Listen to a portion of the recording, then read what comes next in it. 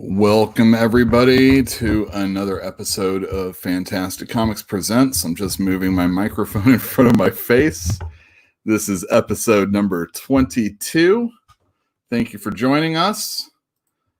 I originally entitled this episode, "How's That Comeback Treating You?" But after a conversation I had with ATN yesterday, I thought, he said, we've been hammering this home that, stuff kind of stinks, and maybe we shouldn't do that so often. So without further ado, here's ATN, Mr. Boosh. Oh, what am I supposed to say to that? How's hey, buddy. It going? Oh, it's going pretty good. How you doing? Pretty good. So there's no extra title to the show. It's just number 22. Uh-oh, that's going to be groundbreaking. It is. I can't think of anything like crazy to say. Oh, great. I can't think of anything like funny to say that when it isn't like, Hey, can we get Jeff Goldblum on the show? Jeff Goldblum? Can we try? I'm not really a big fan. Okay, Who sure. cares? Get into a slap fight with the guy. I don't care. We do have another Jeff, though, if I can introduce everybody who hasn't met him before or just wants to see him again. Everybody, Jeff Zaro is in what up? Studio there. Oh my gosh. Oh wow, Dimensional Traveler. Hello. Welcome to our dimension. Do you speak English? Barely. Ha. Better than me. Hey buddy. What up? How's it been? Whose house is that behind you? Oh, I have no idea. This looks like some kind of shared workspace. Oh, okay. Fake shared workspace, virtual for your fake job. Yeah. Hey, mine too. I have a real job now, buddy. I'm back to work. I'll have I'm sorry. I'm slinging books to the disgusting denizens of Berkeley. I can see worse fates than that, but I'm sorry that you're back at work. Not from here. Yeah, thanks. Nah, it's fine. Paychecks suck. I mean, these will suck compared to my unemployment paycheck. Yeah, did you hear Idaho's like paying people to go back to work? Really? Wait, isn't that what that should be the normal agreement? No, it's like paying people. They're getting more because what you just said about the unemployment check being so great because of that extra $600 on top of it. Yeah, people don't want to go back to work, so they're using part of their federal stimulus package to pay them just a little bit more. So they're like, all right, it's extra $20. I don't know how much extra, but they're giving them a little bit extra to get off the dole. Go back to work. That's what happens when you make fake money. Well, I mean, if you can just print it whenever you want. Sure. I don't know what that'll do in the long run, but I'm guessing artificial scarcity. 3D printers. Well, what we're going to hope they do is they come to Fantastic Comics and buy some comic books. Shameless plug. Hardly shameless. That's what this whole thing's about. Yeah. Why else are we here if we're not to say, hey, we're open Tuesday through Saturday from 12 to 5 p.m. We have new comics often, sometimes a little late though. So I'm gonna rip that Band-Aid off. Ow. Got some hair in that. And I'm just gonna say this really quick. We will not have brand new comic books tomorrow for Wednesday. That same snafu that we had last week, and we got comics in on Saturday. happen yet again, and we won't get this week's comics until next week, along with our next shipment. Let's all keep our fingers crossed. That's the last bit of negative diamond shipping snafu and then UPS hang-ups I'm going to have for the rest of the day. Just suffice it to say, it ain't my fault. Actually, It just feels like it is regardless. So I'm there with you. But if you didn't get comics last week, we got new ones for you anyway. We're going to talk about a couple of them. Let's say hi to the chat really quick. Corey, I already did it. You already did it. You did it chatty wise. Jill Fantinuum. Chatty wise, and then chatty fingers. Chatty fingers. There's other people I can see as far as stop fingering the chat. Yeah, stop that. We don't do that these days. Seriously. You mean this? Well, that's fine. Just don't say the word for another 11 minutes. Like a band? No, you won't. So we have 12 viewers. I don't know where they're all from. Oh, there's Bruja. How's it going? She walking home. She can't say hi. She walking home. That's awesome. I do that too. She's watching the video. She's not in chat. And then your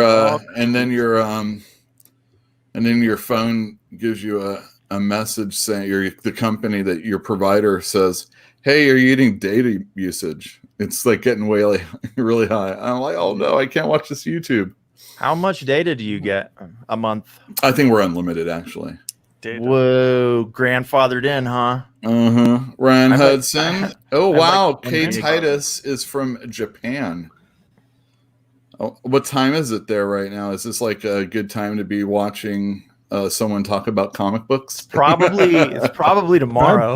Better than it is here. Oh, tell us how your new comic book day is then. Far too late. Is it on Wednesday over there also? And CBD? And CBD? Who's selling CBD?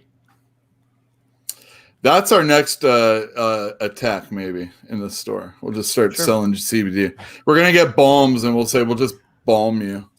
No, you can't do that. It's you can't double up on that. No, right now is not a good time to be balming people. I don't think you ever really would. It sounds like lip gloss. You just don't share that stuff.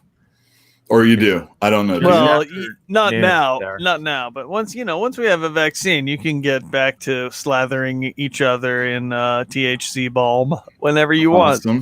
It's new on there. You can offer that experience to your customers. Lisa says hello to everyone. Hello. It's hello. Noon in Japan. Noon in Japan. That's cool. Tomorrow. All right. Well, thanks for spending these moments with us. I'm late for work. Lunch break. Fuck. Now, Etienne and I later are going to talk about a movie that we watched. We're not going to spoil who done it or anything like that. Oh, but right. It's a movie from a very famous Star Wars director, and I'm really excited to talk about it.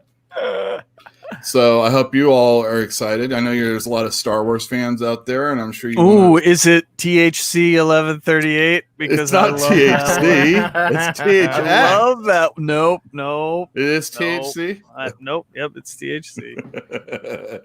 That movie put me to sleep. I gotta say. That's because it's an indica, dude.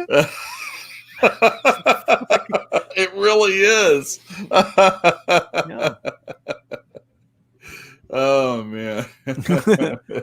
But you gotta love that Bart scene. I love that Bart stuff. No, I don't know. I'm like I seriously fell actually asleep. Didn't. Yeah, okay. No, it wasn't a joke. I really did. So, how's your guys' week been? I know you were saying that you worked, Jeff.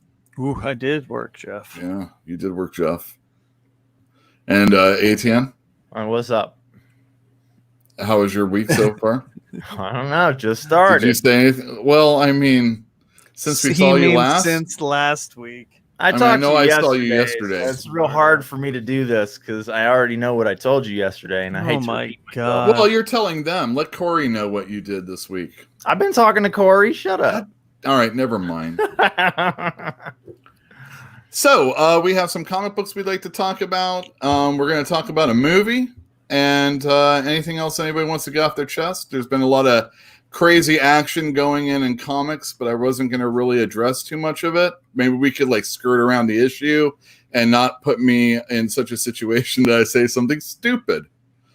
Or avoid the subject that would lead you there. Well, I think, you know, if you want to have a conversation. Do you? Do you? I don't know. I think a little bit. You know, there's a lot of talk. You know, we were talking last week about, you know, what movie do you like today that isn't going to be allowed to be seen tomorrow? You know, we were talking about how Always Sunny episodes are being removed. What do you mean by be allowed to be seen? Peter Pan. All right, how about this? Peter Pan. I just didn't want to say the word canceled again. But I mean, certain episodes of certain programs are being removed from platforms. It's going to be really hard. You know, this has happened before. This is not a new thing, other than the fact there's streaming networks. There is also still a vast secondary physical media market. Oh, that all of these things still exist in. Sure thing, without a doubt. In perpetuity, as soon as you own them and then digitize them into a and if they're actually transferable quality, format, they will last. They will outlast the present era. Right, the physical media itself. Assuming if people care, I mean, if people really care about that material and they want to transmit it into the future, which is what archiving essentially is and collecting really is, then they will bootleg that shit. Yeah, because people want it and it isn't available until it becomes available again. Yeah, well, just like you can. How old were you when Song of the South was canceled? It was. What Song of the South? It was in the 80s. Yeah, right, like the late 80s. So I was like, and it's still been 14, readily, not readily, but you can. It's been available perfectly. It doesn't, but they effectively pretty much got that out of the. I mean, it's a niche audience that even talks about it at all. I mean, it's been effectively canceled for the most part. I mean, there have been. What were we talking about here? We're talking like about the first African American man to win an Oscar. Just totally being erased from history, basically, as far as why, or something like that. I think that's what it was. I forget the Hollywood. What? I think it was winning, and I shouldn't have talked about it. What do I freaking know? I'm just saying. I don't know, but now I'm starting to think nothing. All right. Well, I'm not talking about that anyway. You guys brought up Song of the South. One of you two did. I didn't. I did. I'm never saying specific about anything. I'm just talking about. Whoop.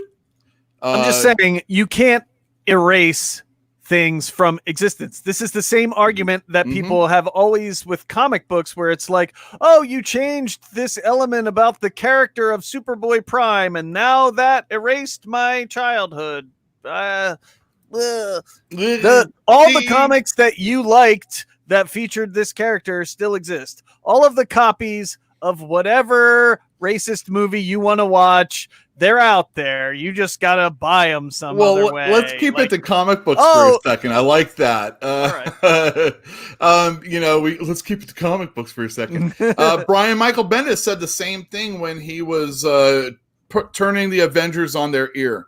Wanda and Vision's kids were now figments of her imagination, and they never happened. And everything's like she's just a psycho bitch all the time now as a result of this like mind effery, you know, that's going on in the character. And Bendis said to the fans, if you don't like it, there's 499 other Avengers issues you can read, plus annuals and miniseries. And it's like, no. I agree with Bendis on this one. I'm with Bendis on that. You're with Bendis, but now seeing the evil that has been wrought because of Bendis and that philosophy. Wait, what? I mean, he does it all the time.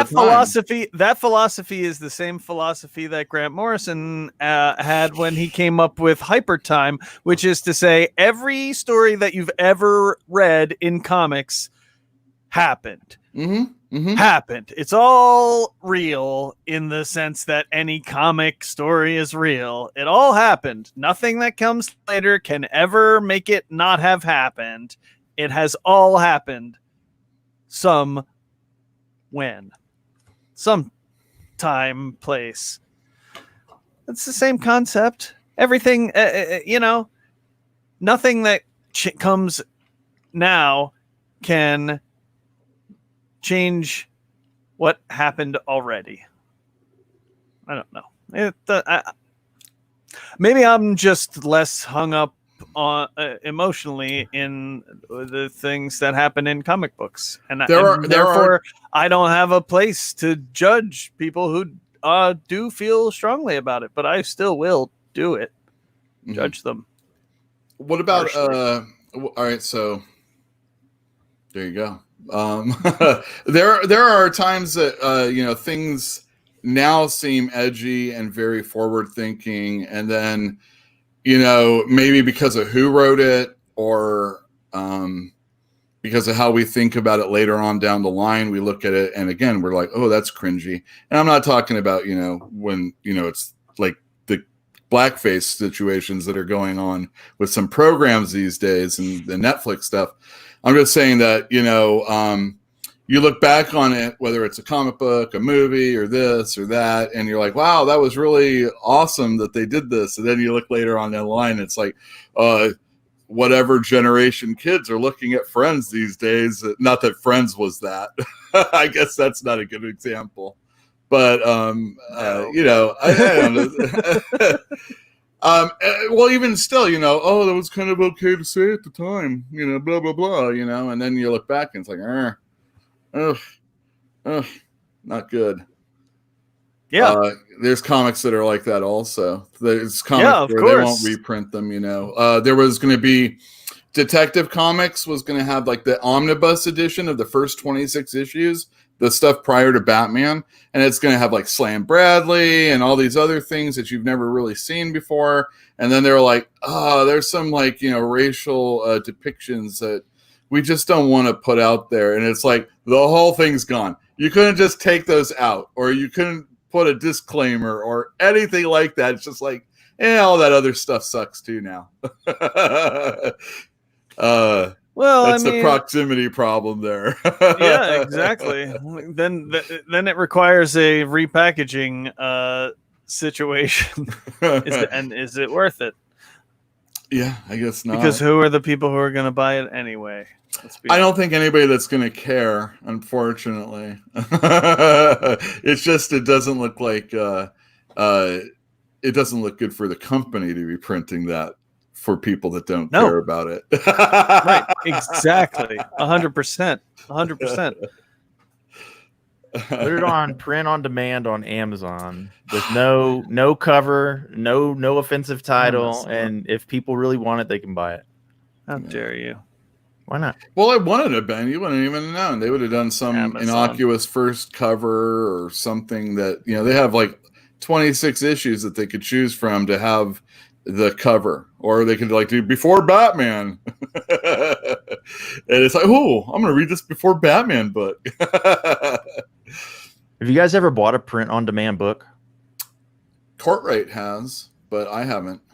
I have one in my collection. I got it from a library sale, but like it's really obvious, Well, he does like Dungeons and Dragons books. I see print on demand books all the time. Yeah, I'm guessing you would. Bookstore. I mean, not y'all buy them these days, but you buy them? Yeah, if they're a good title. Correct. Got it. But also like surprisingly, there's a lot of like print on demand, self-published books that have a good sales history on Amazon, like to resell them on Amazon. People who bought a print on demand book from Amazon and then sell it to us, and then we resell it on Amazon to someone else. Yeah. At a lower price because you see it's already been printed. Right. So yeah, that happens fairly often. They like, some of them are pretty good sellers, the ones that come in. surprising. It always surprises me. But there's a big self-publish market. Yeah, I mean, I think like anything else, Surprisingly. like we're heading into a digital era, so I don't see, why have a publisher if you can do it yourself, Yeah. or have Amazon do it for you for a small fee. Right. Well, Sure, all of right. course. Let me ask you. All right. So independent comics, a lot of times you're publishing it on your own. There's small presses, they're like little boutiques and whatnot. But, anytime you work outside of an industry, it isn't taken as, it's not as respected, right? Like a Jim Butcher book, he might make $1 million off some crappy novel, but he's printing it himself. And there's this is kind of tying into comics a little bit also, because there's been a lot of bad behavior lately. And there's some people that are saying that there needs to be a lot more accountability, and companies need to be a little bit more active in like controlling who works for them and how they behave towards other people. Do you know what I'm talking about? No, Okay, good. But you understand the concept, right? I don't think I do. All right. I'm talking about being professional, right? No. All right, I want to get off of it. You keep going. Talk what you're talking about. I think Ryan Hudson was being pretty funny. I think you should look at his comment. Vertical man. Okay, so there you go. All right, so there's a lot of people in comics that are a little funky, and there isn't a lot of accountability. And it's because these companies aren't really run like companies. They're publishing houses and all this other stuff. And I feel like, it's a lot of people that just aren't going through that company mentality. And a lot of what we get either independently or even sometimes within the companies these days, because, they're just contract workers. We're not getting the right quality of material all the time that we're supposed to be getting. And also self-publishing would be that way. Cream rises, man. Cream rises every time. Self-publishing would be the same way. And it's kind of like anytime you go outside of what is accepted, not going through a real editor and a real publisher and getting put out there and mass marketed and all that other stuff, you don't have as much weight with what you're doing.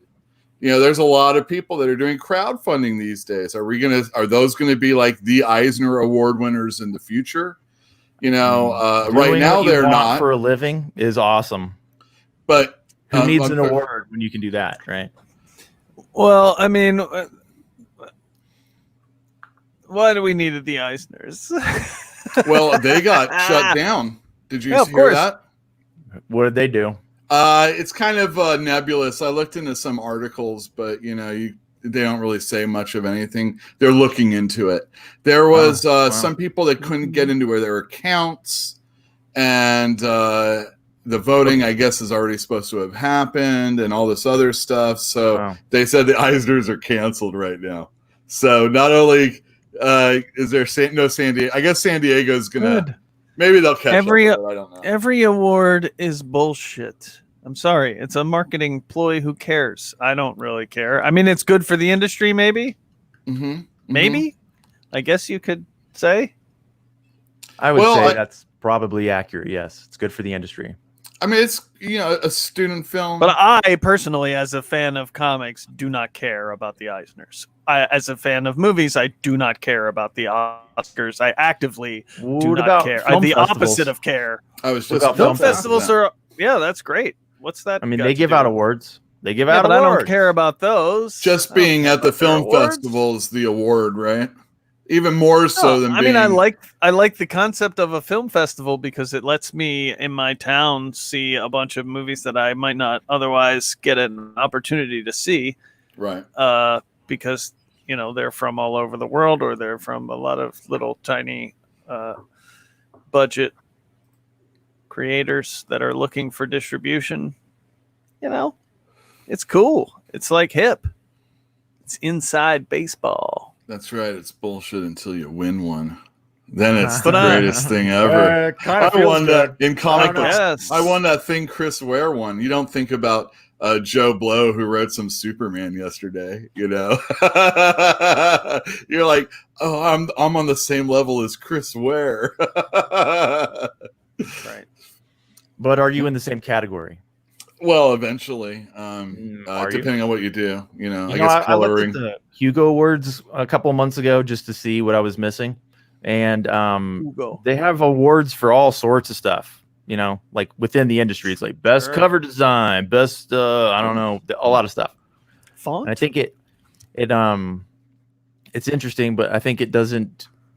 It makes it less special because, like, if you have a Hugo Award in publishing, I don't know that I care as much about that as if you had it for writing a novel, right? Because I'm there for the novels. I'm not there for you know, how well it's bound or whatever, or you know, who made the most money in the industry this year. Sure. Right. So you're okay with self-publishing? Is that what you're saying? Jim there ever Butcher been- self-published. Yeah, I know, but What's Yeah. Hamilton? Shit, what's her name? The Linda? sexy No, vampire? not Linda. Laurel K. Hamilton. She self-published. Laurel K. Yeah. I don't know. I just put it in there because it's her name. What to get started? Yeah. Like that's where she got started, was self-publishing. Yeah. I mean, both of sure. them did. Both of them did. I have no problem with mean- it whatsoever. What a great idea! If you can do that, I mean, that's amazing. That is amazing. That's egalitarian almost. Isn't that the same as all the people beforehand that were just like putting? I mean, they were just putting up on the internet actually originally. Sure. Yeah, and They now just can figured do a it way to again. monetize it. What's Why wouldn't you?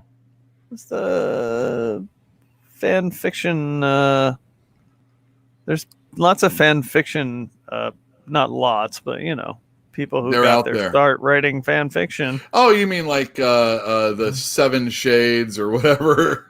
I can't remember. Well, yes, the 7 50? Shades. 60? It's I don't remember how many fif- shades there are. 57 Heinz 57 Shades of Grey. Straight on a mistake. And that begat Twilight, right?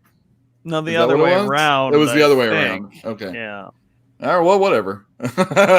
Good for them. Twilight came first. If that's what you're Twilight getting came at. first, and that was fan Yeah, I fiction did. also, That's what I or said. not fan fiction, just like crappy fiction. There's a lot in the horror Right. realm where people who were fans of the guys that came before them wrote fiction for little zines and stuff Yeah. and published them, self-published them. I mean, to that no goes claim back to like whatsoever. the 19th century, practically. Like that. I mean, I'm only familiar with the people who were like in love with H.P. Lovecraft and like his associated friends, right? Like they Right. spawned a whole nother generation of people who wrote the same kind of material in like these little tiny pamphlets that they published. Right. And now they like, they're- essentially just sent back and forth to an expanding circle of other writers. Like they were just writing for they themselves. had better But that- magazines then too, though. Like they could get published in a magazine with relative ease, and people would read their stuff, and like the community right. was. But they would get paid like a now. penny a word or something like that. What was a penny in 1919? I guess a lot. I'm probably more, I'm probably right? overestimating how much they were getting paid. I don't know. I remember hearing that what's his name, Dickens, got paid a penny a word. Oh, well, that's the reason why he wrote so much. Right. Dickens. Yeah, Dickens. he wrote by the word. I remember that.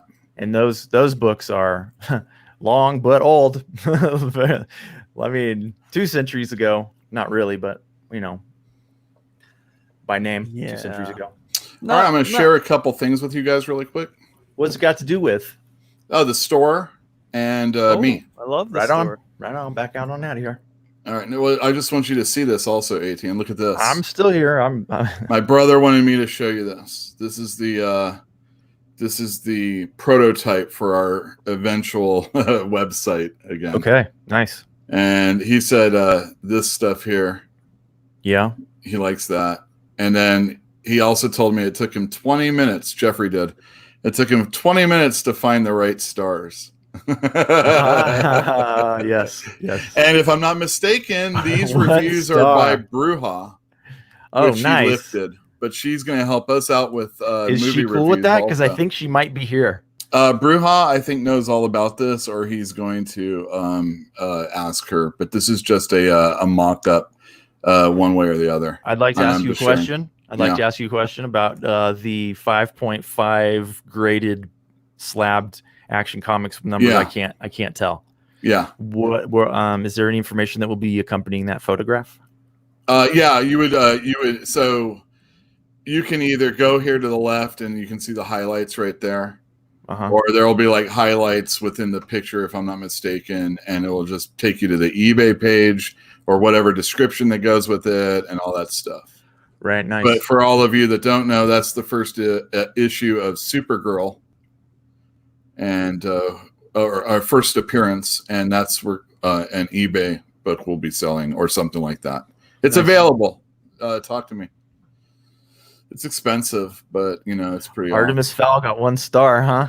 I guess so. Maybe he just took. I don't know. Maybe I'm wrong. I heard, and I don't have any reason to have heard, but I heard that it was not good. Okay, I believe it. But Ghost in the Shell's good. Did anybody read that? Visually, I never saw. Oh, that's the cartoon. I did see that. Yeah, exactly. All right. It's the other one one. other thing. Yeah. The Oh, Wrestling Council, which I am a part of now, has merch. yeah. we hired this dude to do a design for us, and he came back with like 12 different really quick thumbnails of what we could choose from. Yeah. And we went for this one. Very cool. I think it looks pretty sweet. I do too. I'm gonna put the link in the chat in a second, but if you're interested, you can get one of those. Yeah. Sorry. Whew. Where's our merch, man? Well, we could do something like that. I don't know if this is gonna work. I'm gonna try it right here. Talking about all those links. The links that just popped up. I see them. Okay. You want me to click on? No, I can't click on them. I can copy and paste them. No, it's fine. Thanks. Yeah. So there you go. That's a couple things I was. I'm with Jeff on this one, pretty strong though. Like I gotta ask the same question. Why don't you have merch?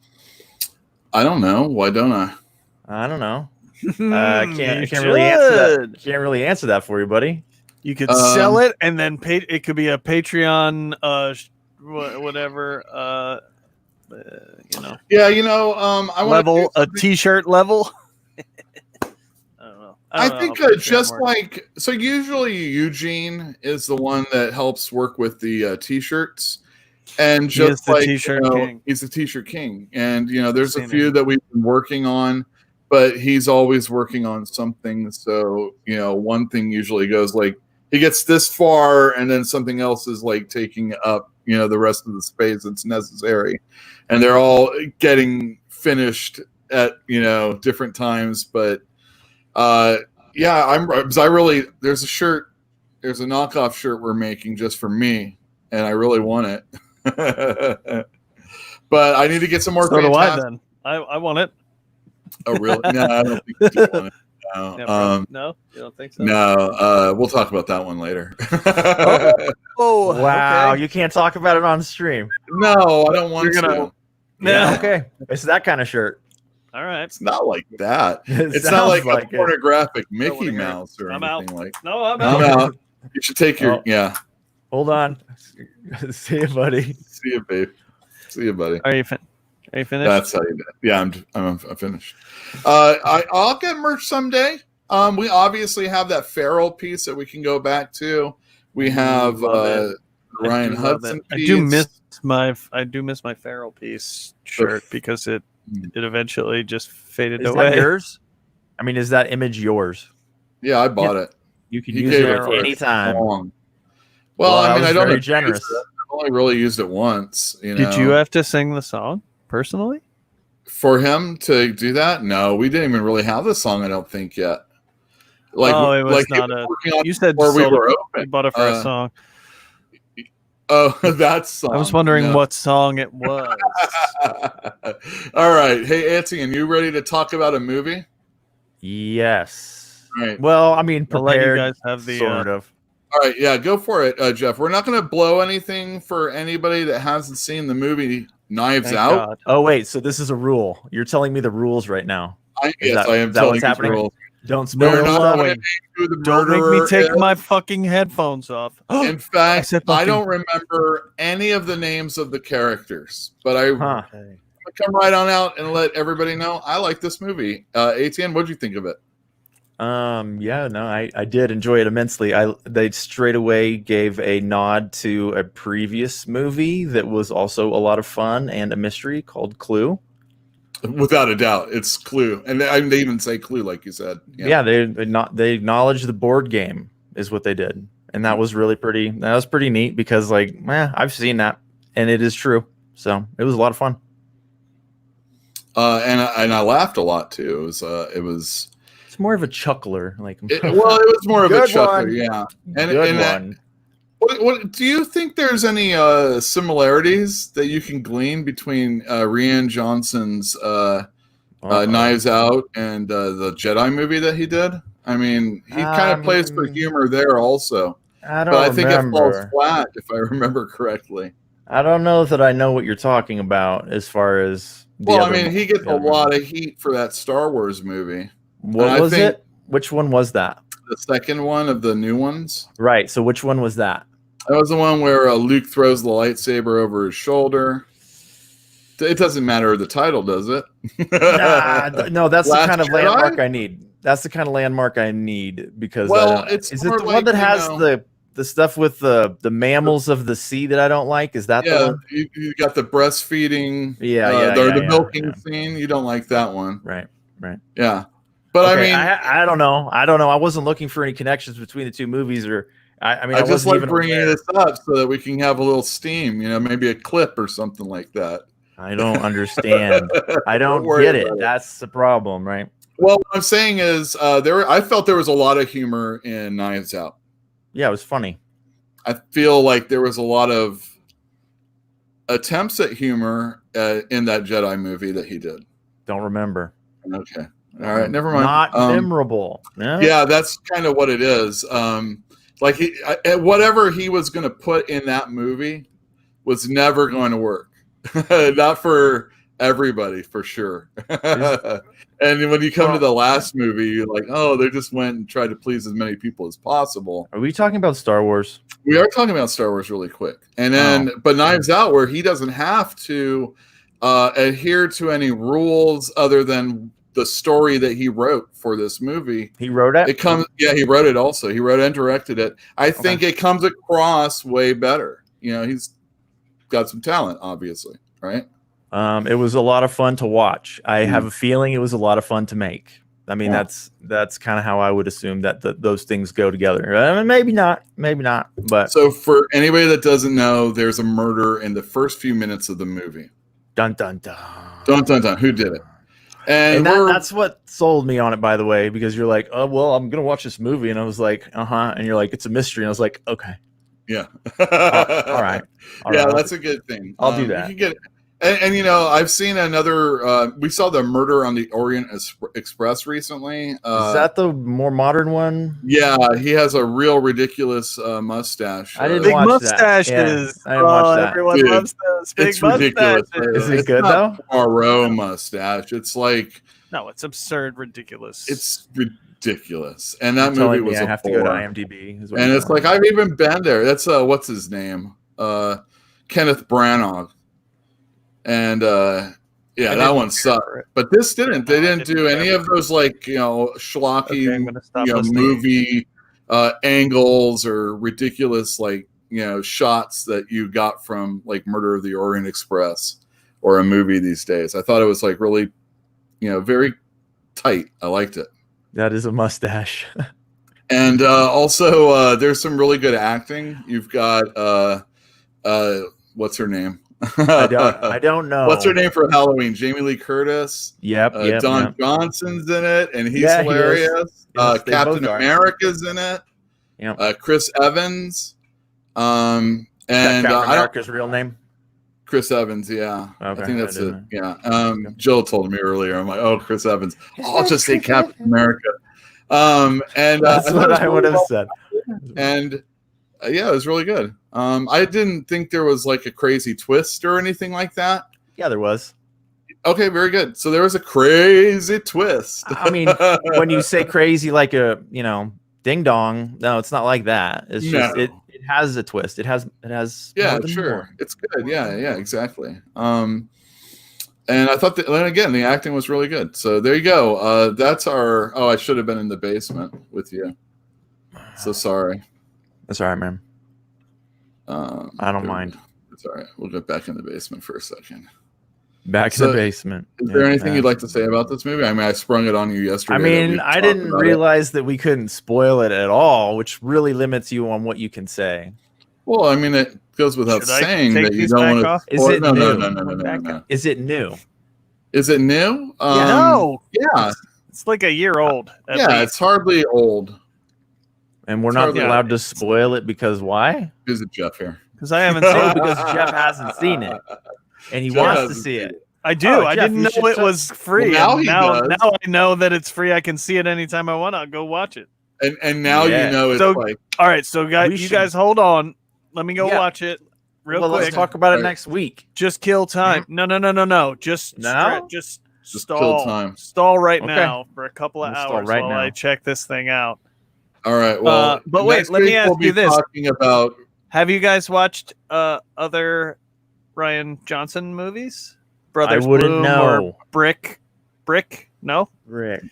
You like yeah. Mystery. High It's school. a noir. Yeah, it's a high school noir. Gordon Joseph Levitt. What's his name? Close. Very close. What's his name? Joseph Gordon-Levitt. Joseph Gordon-Levitt. Joseph Gordon-Levitt alone. Yes, that's a good movie. That's a Brick great was good. movie. That was his Brick first was real movie. good. Oh, what's the next one? What was the next one? Brothers Bloom, I think. I don't know about that one. After that, well, I gotta maybe say, there might have been one in between there. I'm not a fan of like long form anything visually anymore. But Brothers Bloom is also good. Are you saying you don't like movies, Duel? I am saying that. I've He's got to been the saying point that where for literally as long as I have known him. He's been saying, I don't like movies anymore. He would throw back to these halcyon days in the 90s where he'd like, man, I used to love watching movies. Man. When Ethan Hawke was in everything, man, I could watch movies for days. I only read Ethan Hawke novels. God damn it. I won't watch this shit. Ethan Hawke, give me a break. 90s. 90s. I loved the ICP movie. That was good. Was there an ICP movie? Adrian Brody. Yeah, he was in the Brothers. And Rachel Weisz, who was married to Darren Aronofsky. Right. Rachel Weisz, she was in The Lost Boys, right? What? I don't she think was the mother, right? I don't. No, definitely not. Diane Weisz. That's what it is. Yeah, you were wrong. That is not correct. I don't remember what she's been in. Anyway. Hey, who wants to talk about some comic books? Anybody? Well, she was in The Fountain for sure. Okay.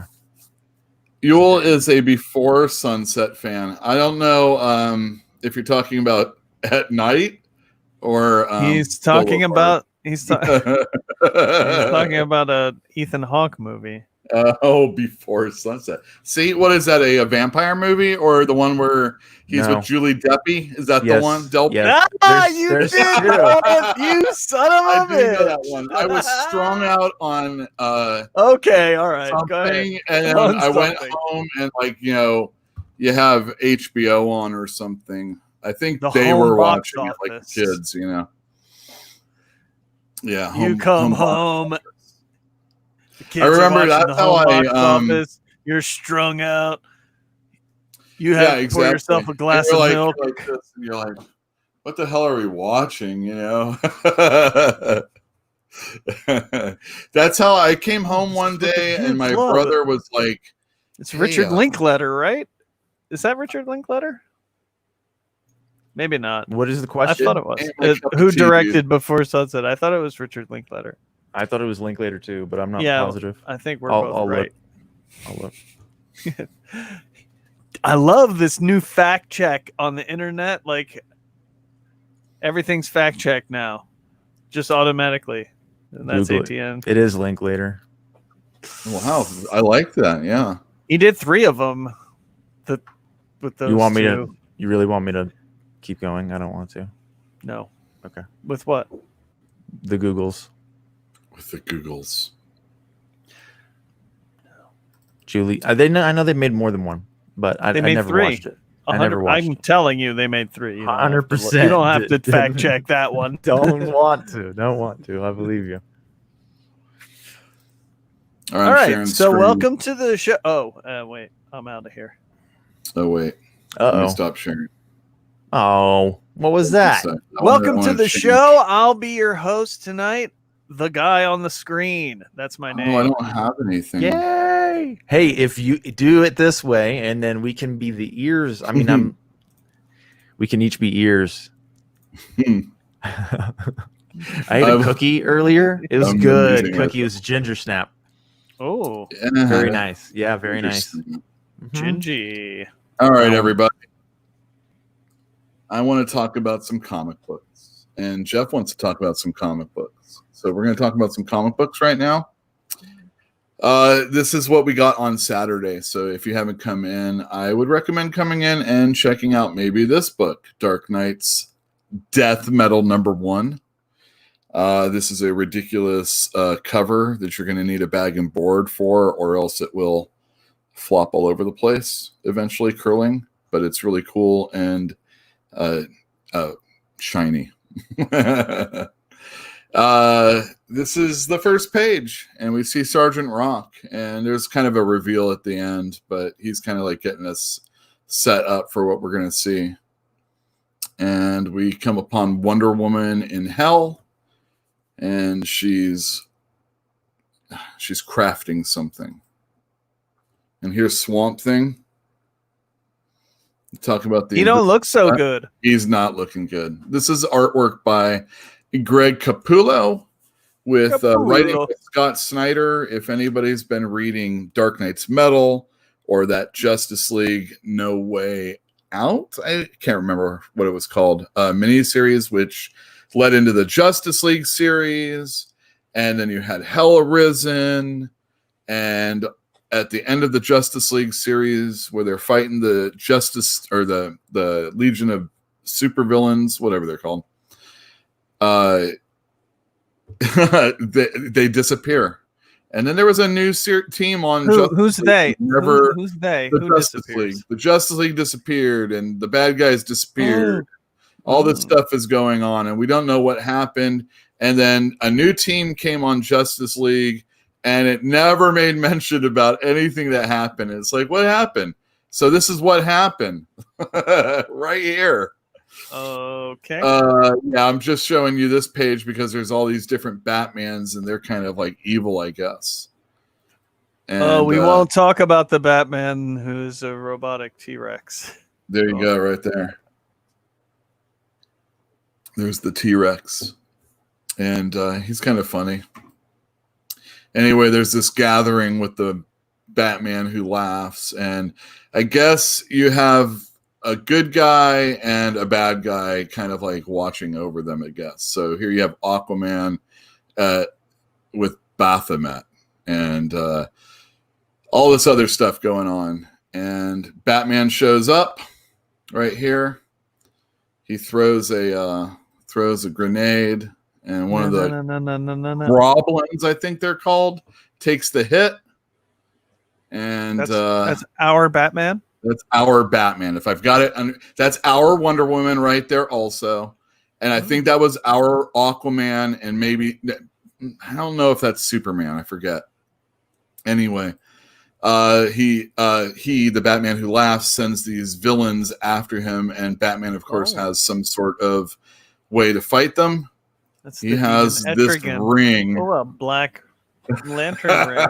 He does. He has a black lantern ring, and he tells the dead in the area to come up and start fighting for him. If there's one thing that I have always hated, it's black lantern. I mean, I knew it was inevitable, but That was like the Black Lanternism is what killed the goose that was laying the golden eggs for the whole Green Lantern franchise when Jeff Johns was in charge. For my money, I thought that was where it really jumped the shark. But who knows? Maybe it can be put to good use here in the death metal verse. Well, I mean, death metal is it demands that sort of exactly. Zombie action. And everyone wants to see Greg Capullo draw zombie versions of people and draw like crazy heavy metal shit. Yeah. Like that. That's the purpose of this book. Yes. It's not about, it's about the content, yes, but it's not about the, it's not super deep overall. It kind of like throws junk in to make it feel deeper. Yeah, I mean, like, no offense to people who like heavy metal music, but that's what it is. Well, I don't want my heavy metal to tell me like a message all the time. Right, but occasionally you do, like you do appreciate a War Pigs every now and again or something like that. So here's Lobo. But you're right, for the most part, metal is just kind of aesthetically pleasing and not super satisfying on a nutritional intellectual level necessarily, right? But it looks cool as fuck. That's the point of it. That's right. And here we've got Lobo to liven Who's up the more joint. metal than Lobo? Exactly. If you ever saw the Superman cartoon, when they had Lobo on, they would always have this like guitar riff that would play. All right. And so Wonder Woman has a conversation with Wally West.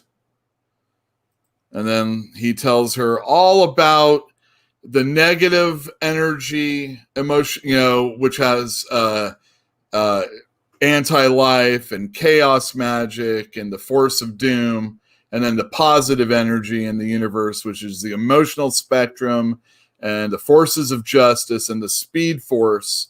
And how this all, connects with everything we've been reading in DC continuity for all this time. And okay, fine. It's a lot of words. It made sense, but, whatever. And then eventually the Batman who laughs has a conversation with Wonder Woman and wants to win her to his side. And I'm not going to tell you any more. But there's a cool, reveal to this scene, and there's a really cool conversation with the Batman who laughs as he's leading up to this. And I thought it was a pretty good first issue. If you like this kind of stuff, it's definitely something you should come in and get. There's other covers, so I know Fantinuum will be happy to see that. All right, that's that. Interesting. Yeah. Also, hi Natalia. I agree. Brick is amazing. Brick, I looked at the chat for 5 seconds. Very good. All right. Let me get one more up. Oh yeah. All right. So if that's not your type of thing, then you might want to take a look. Then you might be a redneck. You might be a redneck. You might want to take a look at Nail Biter. Nail Biter returns. I have never read an issue of Nail Biter. And when I told Heather that when she worked for us, she kind of gave me one of those, like, she turned her head like, what are you telling me? This is like never unreal that you could possibly ever, say that to me. Not only that, I like Joshua Williamson. He's done The Flash for quite a while now. And I think ever since Rebirth. And he also did Deathbed, which was a Vertigo miniseries, which was hilarious. I really enjoyed that. It had Riley Rosmo artwork. This is a sequel to the, I'm going to say... Wait. What was that last one you said with Riley Rosmo? Deathbed. Oh. That one, we've done some videos back when ATN was putting them together. A long time ago. Yeah, a long time ago. It's about a guy that's on his deathbed, and he hires this, out of work or not even successful writer to tell his memoirs. And the thing of the matter is, all the people, all the memoirs that he has had an effect on someone else's life, whether it be like a tribe or, you know, a city or whatever. And people within those different things he's going to be talking about are basically trying to kill him so that he can't say what he has to say. They don't want him to go down in history as like, you know, this guy, basically. Nail biter. I don't read horror, just to let everybody know. And I never read a nail biter before. So I thought I'd read this one, see if I could understand what was going on and whether or not I would care. So it starts off 30 years ago in Buckaroo, Oregon. I don't know if this means anything to anybody that read the book before, but there's like all this bleach or something being poured. God, that horrible. Is horrifying. I think that might be what is going on later. Anyway, it doesn't matter. This is a cool little way to show me who does the book by telling me the front bartender, side bartender. I thought it was like barback. Can we see barback somewhere over here? Yeah, and then they have like a nail biter returns drink. You could. I don't like Tabasco sauce or horseradish. Oh, I do. I just like, ugh. And I don't like salt either. Ugh. That's just a Bloody Mary, really. Ugh. Yeah, I never thought I'd like one. All right, so Portland, Oregon now. And we have people talking about their favorite horror movies. And it's a nice little conversation between these three women here. And then they start talking about real serial killers. Like Scream. What's your favorite scary movie? Right. And then they start talking about who their favorite serial killers are. And then they just say, look, if we're going to talk about serial killers, we got to start, baby. We got to start talking about the Buckaroo Butchers. And I'm like, what? And she's like, 16 of the world's worst serial killers, all born in the same small town. That's Buckaroo. That's Buckaroo, Oregon. Let me go backwards. Again. Buckaroo, Oregon, 30 years ago. Right. All right. So, all right. Already, I'm like, all right, this town's fucked, right? Right. And then they start showing us the different ones. And then ultimately they get to this one, which is the nail biter. And I guess he would eat people's fingernails off before he killed them. And so they're like talking about him, and then this person comes up and is like, "You got it wrong." And they're like, "Oh yeah, who are you?" And she says, "I'm his daughter." Yeah, and then she is standing, and then she says something scary, and then walks to her friends, and is like, "Ha ha ha ha ha." And then this lady is like, "You really his daughter?" And then she spits on her. Do you think that's a good spit take? As far as a drawing is concerned? It looks like she got really hit hard with that spit. It's ridiculous. No one has ever spit that hard. I mean, unless you have super spit. I mean, you might have super spit. I think Robbie Alomar did when he was a Toronto Blue Jay. I think it was Robbie Alomar. Back and to the look at the head. Back and to the left. Exactly. Back and to the left. That's Roddy McDowell. Roger McDowell, not Roddy McDowell. Different guy entirely. Yeah, okay. So now we're in like Washington, D.C., and this dude here with his family, he gets a call, and he's got a plane waiting for him to go to Portland. And then we go to Portland, and this is bullshit, and I just want everybody to know. There's no effing way anybody in Portland, Oregon drives this fast to cause this much damage with your cars. How do you a fender bender of 5 miles per hour can't do this, okay? Oh, I don't know if you've driven in Portland, but damn, they drive slow. Oregon, damn, they drive slow. Anyway, they go up on the scene, and in the trunk of this one car is this dude. His eyes are out, and he was called Lucha El Minador. And he would kill people by using wrestling moves. And I thought that was pretty funny. There's kind of a supernatural angle towards the end, and the person who you think is the killer no way they could be. So it's like, what's going on here? I don't think I personally would read the next issue, but if you are into something that isn't Big Two or superheroes, if you like a crime that needs to be solved, or just like horror and grisly murders, this might be for you. So, like, is this scratch your Gideon Falls itch, or no? Funny you should say Gideon Falls. I just read the new issue that came out last week. Oh, and I didn't know that was still coming out. There it went all kind of sci-fi all of a sudden. I think I need to read all that stuff beforehand, at least the last few issues. I know there was like it felt like time travel, or at least being in Gideon Falls at different times in in history. Uh-huh. And I don't remember them leaving off in this like sci-fi thing, but then the sci-fi thing is bleeding into all the other timelines already. So I'm wondering if this is like one of those what's that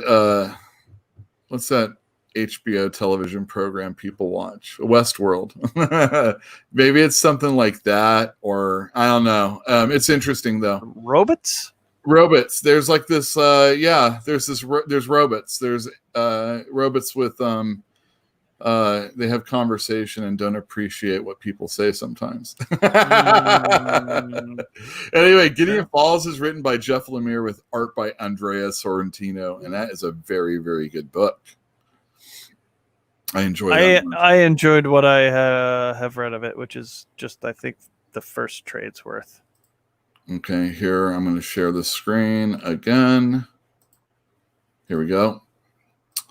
All right, Green Lantern number 2. This is season 2. I was like thinking, God, I really want to talk about this. And the thing I want to talk about is how much I don't understand what I read. I understand parts of it. Here we are on this scene in the and they're talking about these 5 districts and all the technology and whatever. It doesn't really matter. There's a creepy end at the end of that. It's like, what's going on here? And here we have Hal Jordan and this lady, Eve, and I don't know. I think they're on Earth. I don't understand what's going on, but there's this like, this big wing thing here and just crazy conversation. That was a feather. Feather, I mean. Yeah, thank you. I couldn't say the right word. Feather. And it's like there's this dude with this mask on. Is that a mask? Thank God, because I was afraid that was his face. Yeah, it totally looked it. And then it's like this guy takes it off, and then geez Louise, let me tell you, I'm very confused on every aspect of this book. It was really out there, and I don't think I get any of it, other than the fact that he's doing his level best to not be understood by these things that are out there. And he plays Possum. That's Green Lantern, I'm talking about. And he gets taken. Hal Jordan. Yeah, and so he gets taken to where they want to take him, or where he wants them to take. And since he was playing Possum, he's able to get out of it. And he checks out. And anyway, there's this time where he gets imprisoned, and it's freaking nuts. So I was thinking as I was reading this and then taking the pictures to show you everything, that I just can't really explain this at all. That bottom right looks like something out of a Spawn comic. All right, so the guy in the bottom right is trying to birth these like these babies, hatch these babies like him. The first person that they see, they will be, drawn to forever. And of course, they see Hal Jordan at the end. Of course. And he takes him on to the next issue. And I got to say that the thing about what Grant Morrison does in every single issue of Green Lantern, or has since he's been working on it, is that he just throws you into the situation, and it starts to unravel or maybe ravel so that you can understand it towards the end. But this one is so far beyond my real understanding. I need some help. So anybody out there that got Green Lantern #2 and wants to talk to me about it, I'd love to know in the comments down below. It's funny because I found when I was rereading Deathstroke, I found that Priest did the same thing. Like he was always throwing you in. Like there was never an issue of Deathstroke that picked up right where the last issue left off. It was always throwing you in somewhere where you had no idea what was going on, and then like it would come back around eventually. Hopefully, like the theory is that you'll eventually catch up and figure out what's going on. But it was always, you were always like having to keep up with the story, and I like that, because a lot of times comics can slip into being very methodical, without a doubt, and formulaic from time to time. But like I like when you get dropped in and you're having to figure out what the hell's going on. Some of my favorite things like that would be like The Prisoner. Oh yeah, totally. ATN and I and our buddy Phil, we work on a sci-fi fantasy review podcast, and we're doing Gardens of the Moon. And that's very much like this. You know, you get dropped into the conversation and they're talking about past problems that they've had with other people hundreds of thousands of years ago. And it's like, there's a lot of something going on, but you don't know everything that they're talking about. And I feel like the Glenn Cook did that with the Black Company. Yes, as well. He did. He did a lot of that. Especially over the course of the whole series, like just like changing everything and dropping you in into a new situation.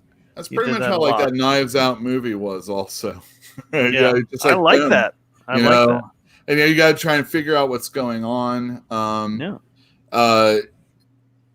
Grant Morrison does it with a little bit more flair than other people sometimes. He does purposely try to make things thick so that it takes you a while to understand what you've read. I mean, I have the gist of everything that occurred, but there's like, it feels like it's nonsense sometimes what he does, and it's not really nonsense, or it's purposeful. It's not something that's just, it's not a conversation in a kitchen so that you can fill 5 pages. In fact, he doesn't do anything like tell you anything other than where like they are in a quadrant or who a person is. There's no text box, getting in the head of anybody or you hearing what's going on.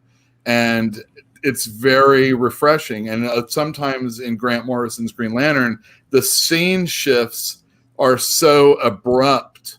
They could be the same character going to something else, and it's like, what am I witnessing? And sometimes at the end of the story, what you're witnessing wasn't exactly what you were witnessing also.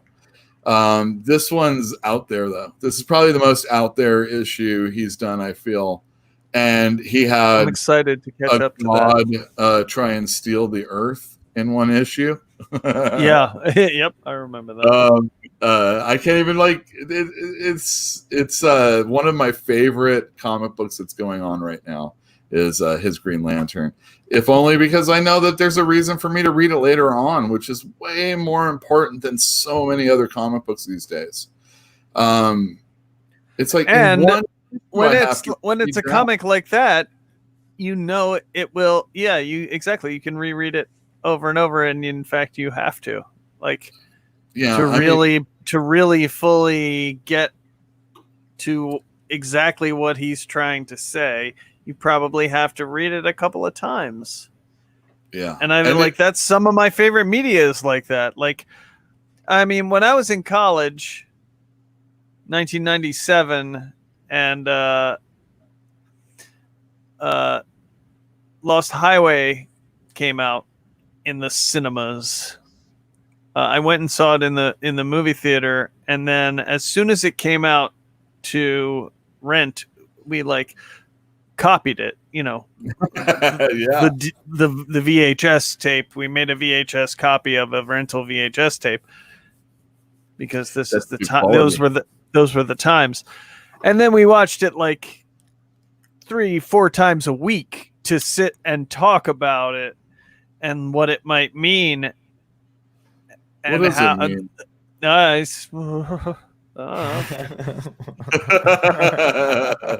If you had asked me that then, I might have had a much longer answer. But now I'm rabbit like, hole. It's crazy. I feel that it's a Grant Mobius strip is as close to a David Lynch as you can get in comic books. In fact, Although there's I have no to say, as I was just saying to you the other day, that I'm reading Ed the Happy Clown, and that's a very Lynchian. I mean, it's funnier than. Although I found the Twin Peaks: The Return to be very funny, even funnier than the original Twin Peaks. But yeah, Ed the Happy Clown is very, very Lynchy in its weirdness and darkness. Where does Ronald Reagan? Again, that was from the 80s. Yeah, that's from the 80s. Yeah, exactly. Yeah, that's like beyond Lynch even. Would you like to talk about Superman? Practically.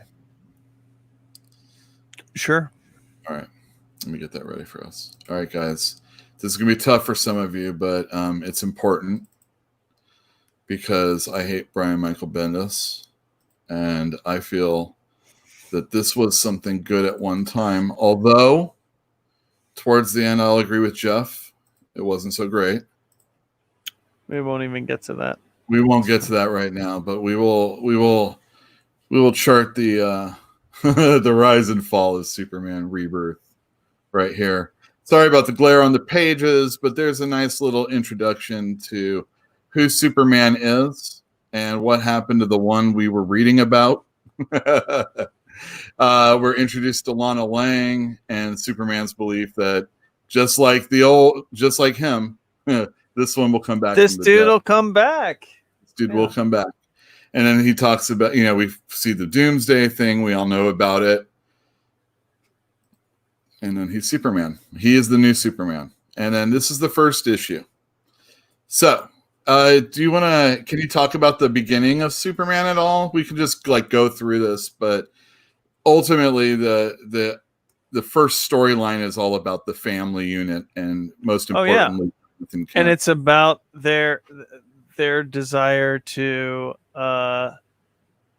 give Jonathan Kent the quintessential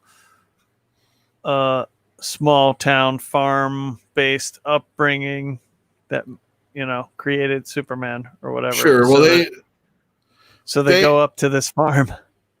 Go ahead. I'm sorry. No. So they had created identities for themselves while there was a real Lois Lane and a real they were Lois and Clark Smith. Exactly. And this is the first time John shows any aptitude to have superpowers. And he kills this bird. And he kills Lois's cat. Oh, he does kill the cat too. Huh? Yeah, well, the bird, it was a hawk or an eagle or something, and it comes up and it just flies down and snatches up. He blasted them both out of the sky, and it was like a big teachable moment because he has. And you better tell his mom, "Hey, mom, I accidentally killed your cat. Sorry." Right. And then the Justice League come to say, "Hey, you got a handle on this guy or what?" Yeah, of course, because they're like, "Yo, new Clark, what's up?" And Diana's like, "Now, here's my question. I have a lot of questions about the whole Rebirth situation." Yeah, go for it. I have questions too. So it's all very clear what happened here because this whole issue in the beginning part was not this issue, that first issue before the series started, the Rebirth issue, was all about how the real Superman that I love came to this world and was like hanging out. And then when the New 52 shitty Superman in the high collar, when he finally died the way we were all hoping he would, then this real Superman stepped in and was like, okay, I guess you guys need a Superman. I'm Superman. Let's make this thing happen. I'll shave my beard. Yeah. Yeah.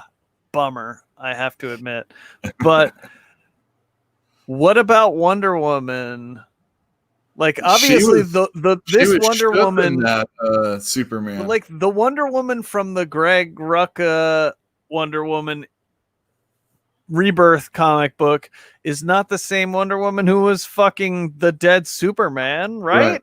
No, like, not at all. Clearly not. Like, that was never in there. So what happened to her? What happened to the Wonder Woman who used to fuck Superman? That was this one right here. Oh, maybe not. But was it? Because now we're in Rebirth times. Well, dude, this is all a very Crisis on Infinite Earth sliding timeline where it's like some shit is new, but some stuff is not new yet. We haven't quite figured out Hawkman.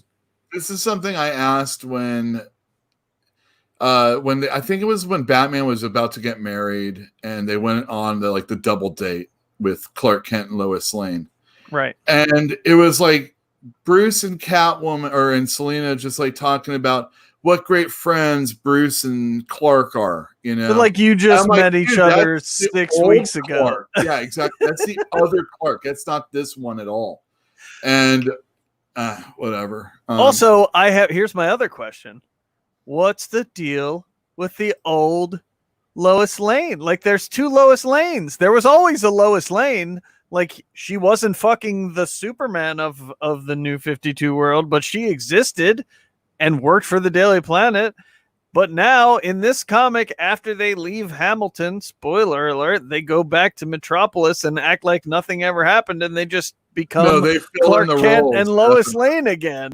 And it's like, what happened to Lois Lane? And isn't anyone like, whoa, now you're married to Clark Kent, who has been missing forever? And they just go back and start working for the Daily Planet. It's very sloppy. Very sloppy. Well, we're not even getting into the fact. So this... But the comic, that shit's all extraneous bullshit. The comic at this point is very good, and you got Patrick Gleason here. Oh my god! Look at this panel right here, that third one, where it's just his face. That reminds me of John Byrne so much. It's so nice. This is very clean and good. So they're doing everything they can to make us care about these characters, since they weren't the ones that they've done for like 52 issues in Superman and 52 issues in Action comic books, right? Action Comics.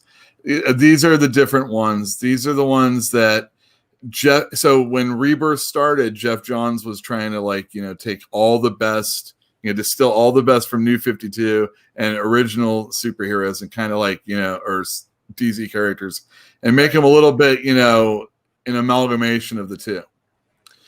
And this was really doing a great job in making Superman a believable character with a wife and a relationship and a kid and all this stuff that's going on. Here's a nice little scene where he's, getting close to his friend, the neighbor girl. And there's a thing about that later on in the next couple books, right?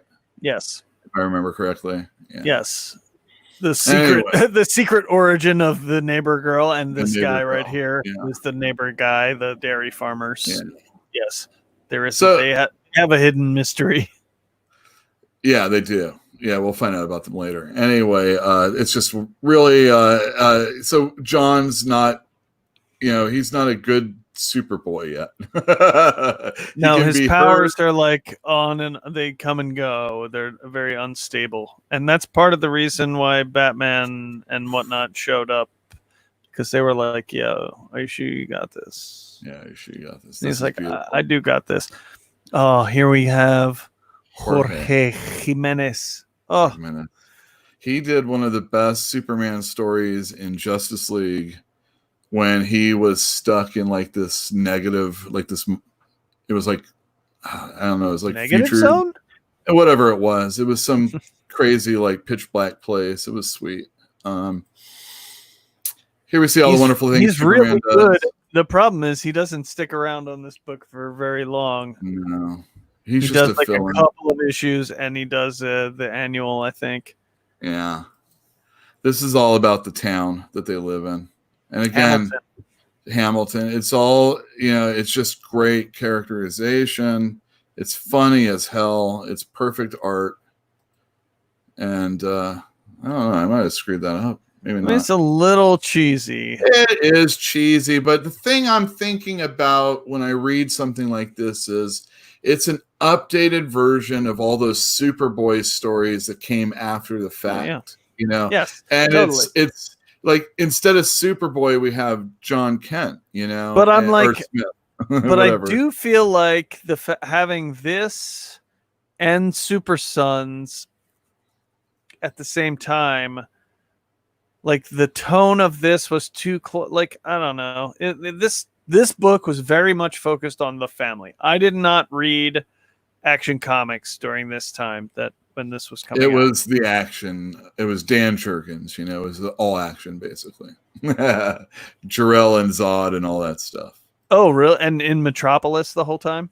Pretty much, yeah. Because like there are in the beginning of this book when they're living in Hamilton, he is still going back to Metropolis to be Superman and like just basically staying up all night and just like then coming back home and being Clark Kent down the farm. Not Clark Kent, sorry, Clark Smith or Clark whatever. Smith, whatever he's called. This is this is where they go. Speaking of your boy Sergeant Rock, right? Is that who? No, it's the losers are in this one. Oh yeah, no, you're right. But I never read any of that war stuff. but so I do know who's the guy? Who's the losers guy? That's not Sergeant Rock. Who's Sergeant? Sergeant. We Joe... got all the names: John Cloud and all these other people. Captain Storm. Again, I don't really read war comics, but I do know about them being stuck on Dinosaur Island because of Darwin Cook when he did DC Universe. What was it called? New Frontier? New Frontier. Thank you very much. Which was kind of like a bringing the 60s characters into today, or the first time they came about. Anyhow, I say that one a lot. This is great. I love this. So, John bumps into this young woman. Yeah, we know who she is if you read Batman or Robin or Super Sons. Right, exactly. Nobody. She ain't nobody. She's nobody. And this is just nice. I love this artwork. This is so good. So it was Doug Monkey, Patrick Gleason, and Jorge Jimenez for all of these. And there's Goliath, man, Goliath. So nobody's working for Robin, and she's spying on Superboy because he can't control his powers. So Damian's getting involved, and he kidnaps Superboy. And Batman comes in and says, "We gotta do something about this kid now, or else what?" Superman shows up. That's what. And it's beautiful. I love this. Superman says somebody should teach that boy of yours some manners. Someone should teach yours control. And Superman's like, "How dare you to presume?" I love it. If you read like Superman, Batman, when like Jeff Loeb, or anytime they have an equal voice in a comic book, a lot of times it'll be like Batman saying, "Oh, that's Superman. He relies on all his strength, but he doesn't see what it's like to be blah, blah, blah." And then Superman will be doing something similar. Or they'll just say, "God, that Batman sure is a great guy." "Oh, that's Superman. He's loyal and he'll never turn you in, blah, blah, blah." And it's, but this is like totally the opposite of it. It's them attacking each other with words. And I thought it was pretty hilarious. Anyway, they're talking about, Superboy, and it's just continuing talking about his powers. Really great characterization. Love this stuff. Bam! He just gut punched. Great. Wait, go back. No, Robin got gut punched. So what happened was he's all, we won't make you cry. Want to make you cry to mommy again, and then he punches him. Wham! Yeah, this is a hilarious book. It's great for all ages, and it's a good Superman stuff too. And it is. But if you like this, really read Super Sons, because the art in Super Sons I felt like was more consistently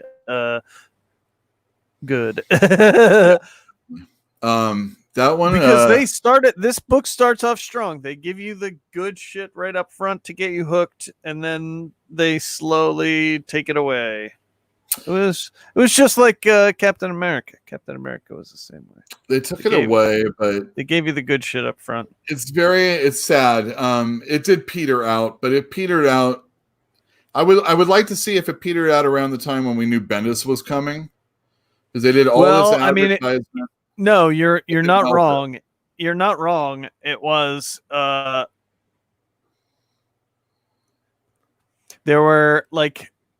was a bunch of time around the Trade-Wise Volume 5 where it was never Tomasi and Gleason writing, and it was never Monkey or Gleason or Jimenez drawing. It was only other teams for like 3 stories in a row, and then they came back in at the very end, Tomasi and Gleason, to do like the last few issues before Bendis took over, and every one of their last like 5 issues had that Bendis is coming ad, where it was a 2-page spread of Jim Lee Superman.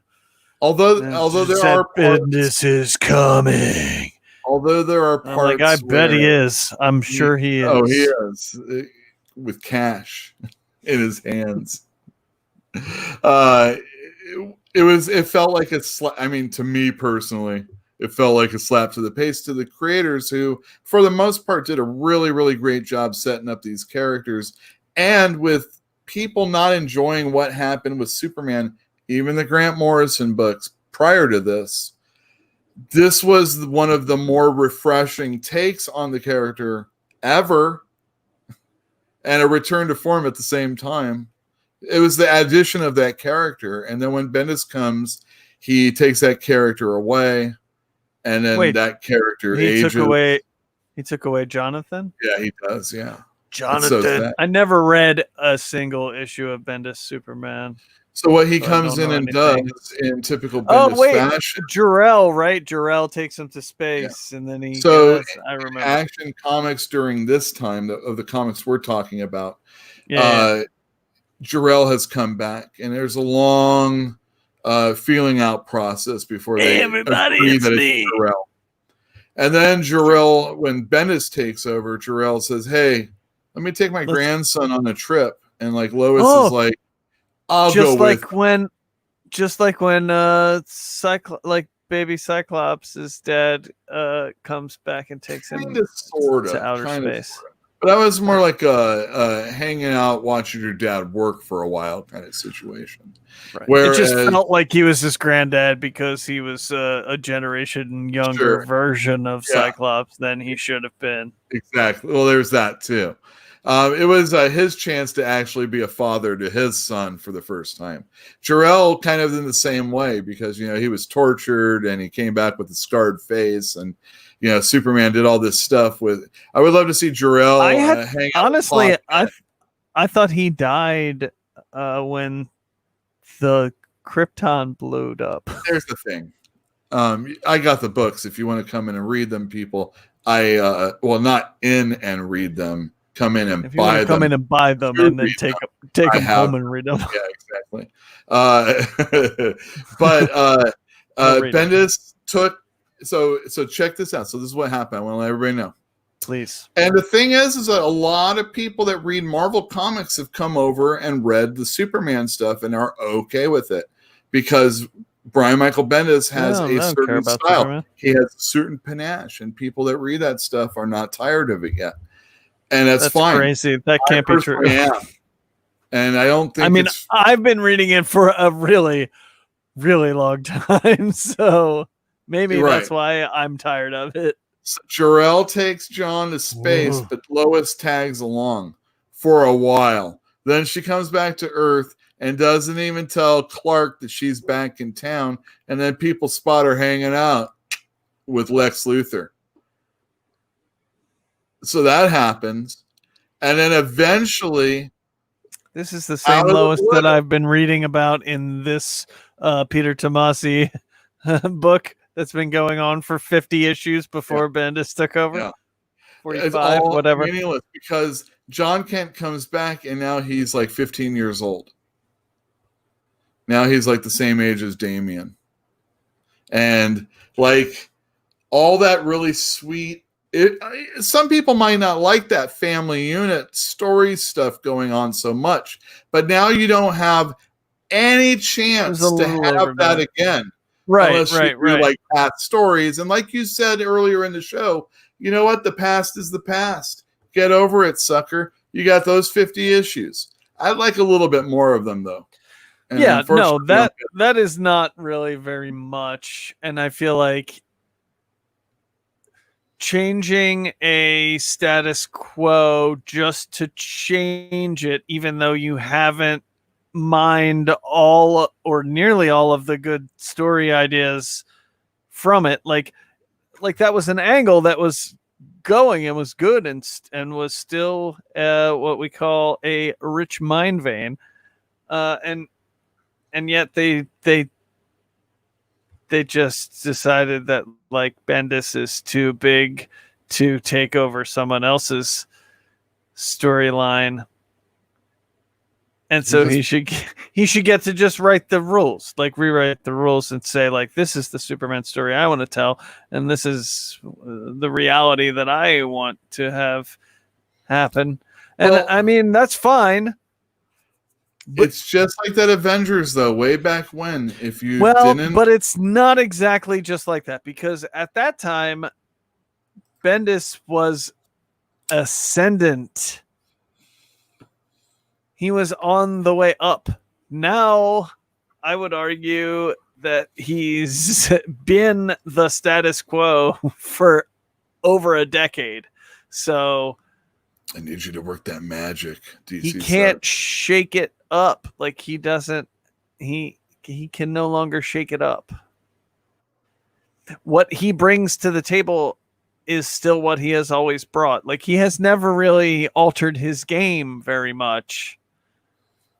And what he brings is what he has always brought, and I'm sick of it. It's not like Grant Morrison.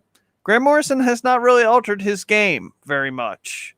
He's still bringing the majority of what he's bringing now is what he brought back then. But it's still complex and inscrutable. Like I don't know. Well, it's I think his enough storytelling is a little bit different now, at least for this stuff. Well, I mean, it all depends on how much time he takes to create the story, because like as we know, sometimes he can do amazing work and sometimes he just like passes along some loose notes to an artist and then like slaps some dialogue bubbles in there and hope that we can follow what the hell he's trying to say. That. Yeah, exactly. Let me answer this question. Does the new website mention anything about comic pressing services? Not yet. It's not a new website yet. That's just a model. So this is Jeffrey, right? Who's asking this? He's the mole. The mole inside the operation. No, that's a guy. This is if you think about it, you would know. It's Eugene. Let's just say yeah. Hold on a sec. This one. I just asked Ron Turner. Oh, he went to our store when we first opened on Shattuck, but we were kind of like taking over for the old spot, which was Comic Relief. So there was much fanfare. Of course, and I personally, I was hoping that Whoopi Goldberg and Billy Crystal were going to be there. because No, Robin that's Williams. the real comic relief. Oh no, you're not going to land Robin Williams, but those other two might be gettable. He would have to show up, right? Yeah, I guess you're right. I'm reading these. Okay. Anyway, yeah. Cool. So ATN's been snoozing for a while. It's sad because he doesn't get into the comic books quite the same way we do. But sometimes we have That's to fine too. be positive about things in the industry, and the only way to do that is to actually talk about things that we like, or don't understand and need help with, like me on GL2. I think I got a handle on number 3. It's 3. Number 3 is great. I think it was. Oh, I know Liam Sharp colored it. I think he said on social media that it was the first time he got to color his stuff, and it's different than the look of the book normally. And although I'm not a big fan of it, but I understand what they're going for, and it makes sense. I like Steve Olaf so much, though, and the way it looks on that paper is just so perfect. I really dig that series, and as long as Grant Morrison is bulletproof, I'm a very happy person still. Please be. That's the only thing I say about him in comics. That. I mean, he had those wild '90s years where he was going to cons all over the world, man, doing some wild Vertigo shit. Yeah, and I know he was doing drugs. Yeah. Hopefully, everything was completely consensual. I'm sure it was. Not that anything had to happen. That's the thing, man. It's just it's crazy. Cool it. Anyway, just cool it. Yeah. Okay. Oh my God. Anyway, thank you everybody for tuning in. Don't forget we have a Patreon page. Something will happen someday.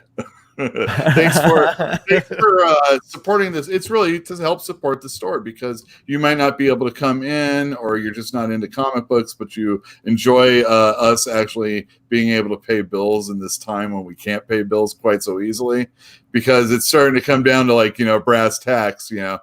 Comic books are slowly starting to come in. It's not all the time, but not everybody's leaving the house, and of course, we have to get on our butts about doing certain things to facilitate selling things. So nothing is not at all just on anything other than us. Also, we're to blame. It's what I'm saying. But of course, all the other things that occur make it difficult sometimes, also. But yeah, I like that. How do you do that? I got to do that. Oh man, you just go into the cam That's settings. Cool. All right. Green screen. And I just like to stay in between dimensions. Yeah, I like that. It's cool. Everybody, before we leave, I'm going to do a couple of plugs. Let me plugs. And you mean free advertising? No, I want to tell. All right, so I went on Twitter, like I do, and I looked under Malazan for a keyword. And the reason why I did that is I wanted to see who was talking about the Gardens of the Moon books that we have a podcast that we talk about. And I let this guy just kind of butt in and said, "Oh, if you're reading Gardens of the Moon for the third time, you might want to check out this address, because we're doing a big read along with it." And I said, "Oh, we also did, The Black Company by Greg Cook." And that person said, Glenn Cook. I mean, sorry. I hope I said Glenn. Yeah, me too. You did too. Me too. Very embarrassing. Shit happens. You know what? Not only that, but you can always blame Twitter because of their not editing function. That's and right. your phone. Oh, that was autocorrect. Yeah, it was autocorrect. It's not my fault.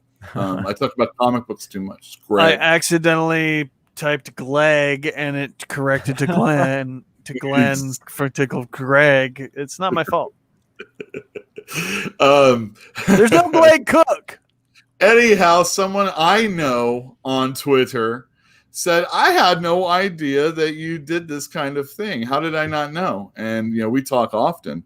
So I don't know how you didn't know, but now it's in the comments down below. And if you are a fan of The Black Company, we talk about the first book of that. If you are a fan or want to be a fan of Malazan Book of the Fallen, and you know how difficult it is to slog through that, you can do it with us now. Slog. Or you can watch ATN talk with my girlfriend Jill about Sabriel. Listen. Oh, and you can watch and listen. Whatever. Watch in your mind's eye. You're imagining. Watching here. Yule getting. And Leviathan Wakes, right? You guys finished that finally? Yeah, but we didn't like that one very much. So whatever. If you want to see someone, if you want to see someone actually talk about something they hate, there you go. There's that strong, too. Yeah. And you guys are gonna do Lyriel. Is that the next one? Yeah, but that's about 6 months from now. Whatever. Go back and watch those. It's in the chat.